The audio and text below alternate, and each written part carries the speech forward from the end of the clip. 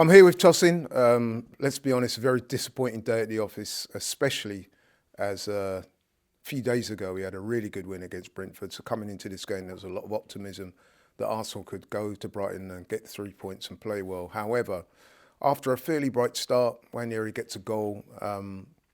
We just didn't kick on from there. There was a substitution at half-time that a lot of people are querying. I'd be interested to hear your thoughts on that. But just to kick off with your initial thoughts on the game.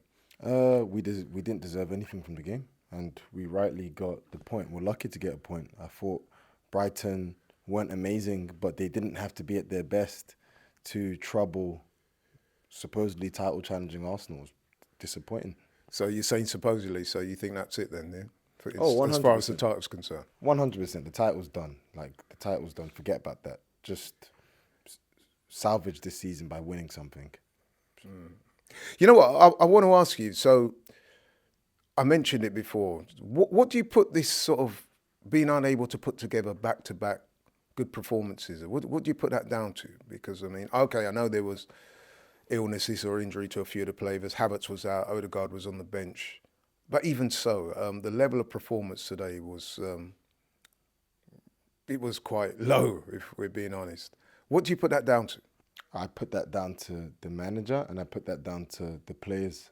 I mean, it's that simple. I think we look at the performance today, but is it different to Fulham 1-1?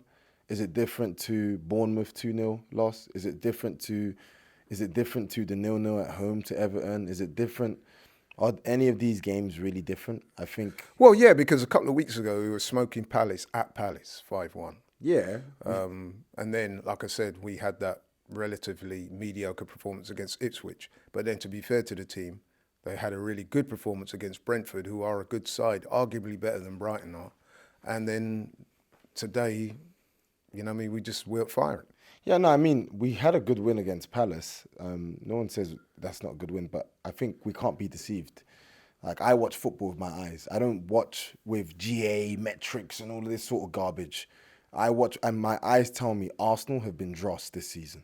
That's what my eyes tell me. My eyes tell me this team have had problems unlocking teams over and over and over again. You even were saying it after the Ipswich game. I was like, man, we played terrible. And the reason why we won. The reason why I was so disappointed is because I know if we put this type of performance away from home against a team who's going to frustrate us, we are not going to get anything. That's why the Brentford win was, a pleasant surprise. I actually saw some character after going a goal down. But then it's like we reverted to type today. Okay, then, so Ethan Ranieri, a lot of people talking about him. I thought in the first half he was good, scored a really good goal, looked direct, looked sharp, looked like he wanted to go after the fullback, and Estepan's no joke. And I thought he did well against him. So probably like me, you were a bit surprised to see him taken off at half-time, yeah? Yeah, I mean, it's weird. Why is Arteta treating the incident in 2022-23 like Insidious or something, like a horror movie? It's like he's got PTSD or something. I don't get it. He just consistently makes safe decisions all the time. Like, bro, why are you projecting your trauma onto the team, bro? Like, why does everything have to be, Monica, I got to do this, I got Monica, I got to protect this, why can't you just let the team actually just play football? Like, if you're going to say the whole, I need to protect him, he's on a yellow card, why don't you let him at least play 5-10 minutes, bro? Then Trossard, who's stinking out the place. Jesus, who's stinking out the place. There's nothing this guy's going to tell me coming out this match that's going to justify the decisions he made today. And that decision was a bit befuddling. I'll be interested to hear what he says in his post-match interview about that. But to be fair to the manager, okay, Ranieri, we're all disappointed at him coming off. Martinelli comes on. Now, Martinelli had a pretty decent game against Brentford, scored a goal. So some people could be excused for thinking, well, okay, he's taken Ranieri off because he's on a yellow. He doesn't want him to get sent off. This big game's coming up. You bring Martinelli on, who played well against Brentford, but he failed to impact the game. And that's my question to you, because even though a lot of people, myself included, will focus on that decision with Ranieri, I've got to be honest and say a lot of the players did not perform today. Oh, yeah. Many of them did not perform. Oh, yeah, totally. But it's what we were saying the last time I was here. There's zero offensive leadership in the team. Yeah, you said quality, whatever. All I know is none of the players that we're looking to for goals, inspiration, creative. None of them are doing anything. It's embarrassing that a 17-year-old is the closest thing to Saka in terms of incision, directness, probing, penetration in the box.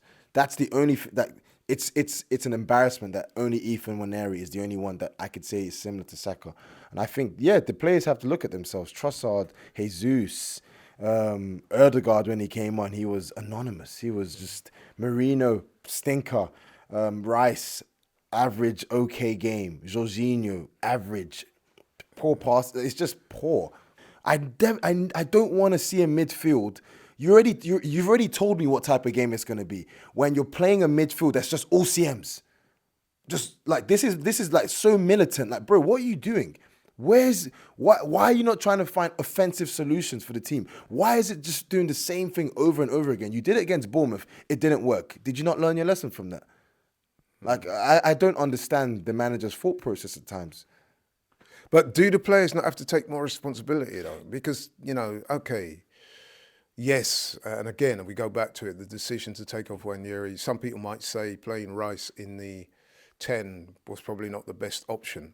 But I would argue that there was enough players out there today to do better than what they did. And several of them underperformed. Yeah, that's true. But again, listen to what you just said. Rice in the 10. Why is Declan Rice in the 10?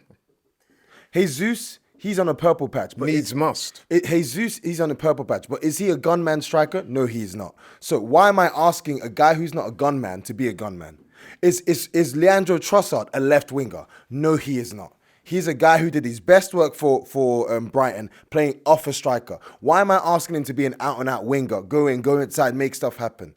Is Marino a 10? Is he this creative fulcrum? No, he is not. Why am I asking him to do that? Is Declan Rice a 10? No, he is not. He's a 6. Why am I asking him to do that? Is Thomas Partey a right back? No, he is not. Why am I asking him to do this role? So, of course, these players, they were terrible. But at what point are we going to start saying this manager's decision is costing us points? His decisions are costing us points this season. Bournemouth. I've seen Everton put a more offensive midfield than what he put against Bournemouth, right? We lost 2-0, took off Raheem Sterling the minute we went down to 10 men, right? Arne Slot goes down 10 men against Fulham. What happens? What happens? That's a fair point. He found a way. He found a way, and we didn't today. Now, listen, the title. I know you said it on the stream, but perhaps you want to expand for the benefit of people watching this. You personally think it's pretty much done now? Yeah, 100%. The title's done. I think Arsenal just got to focus in now on salvaging the season, winning the cups. Newcastle's a massive game. Yeah, FA Cup against United is a huge game now because we've got to beat them. Let's just hope that we can do something. So what represents success for you this season then, given that you think the title? I mean, we've got to be honest, mathematically it's not over, so it's incumbent upon the manager and the players to keep trying till the very end. But I am starting to feel now that the gap is it's becoming insurmountable in many ways. But to go back to what we was talking about a little while ago, in terms of a successful season, what do you think we need to do to make it a successful season now? Buy players. Yeah. No, I was thinking more in terms of trophies. Yeah. Well, what do we need to win for it to be a successful season? Yeah. Champions League. You think we can win the Champions League again? I think Arsenal can, but whether they will is another thing. But you asked me a question. What do I think makes this season a success? The only thing that kind of redeems this is Carabao. I'll be happy with. But Carabao I'll accept. But am I happy with that? After the money spent, after the several phases, I'm not happy with that. Maybe not in isolation, but if we was to do well in the FA Cup and... Yeah, but he's already won the FA Cup. Okay, but he does need a couple of trophies? Or you think the Carabao Cup and a good Champions League run will suffice? I would honestly, if he won Carabao Cup, FA Cup, and a decent Champions League run, then that's what I see as... I don't even see that as a success. I see it as some sort of effort at salvaging what's been an underwhelming season.